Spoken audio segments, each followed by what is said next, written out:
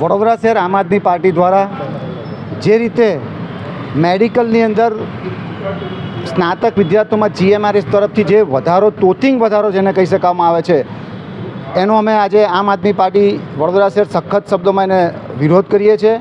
માનનીય મુખ્યમંત્રીશ્રીને આજે અમે આવેદનપત્ર આપીને એક વિનંતી કરી છે કે સાહેબ, આપની ડબલ એન્જિનની સરકાર છે, સંવેદનશીલ સરકાર છે. જ્યારે સંવેદનશીલની વાતો હોય ત્યારે વિદ્યાર્થીઓ પ્રત્યે એક કૂણું વલણ હોવું જોઈએ.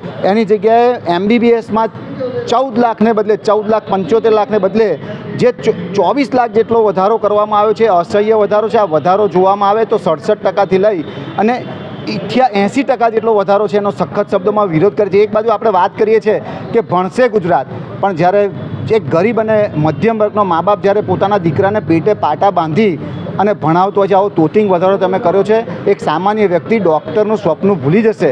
માટે અમે તાત્કાલિક અસરથી આ વધારો પાછો ખેંચાય એના માટે આવેદનપત્ર આજે કલેક્ટર શ્રી દ્વારા મુખ્યમંત્રીને આપવામાં આવેલ છે.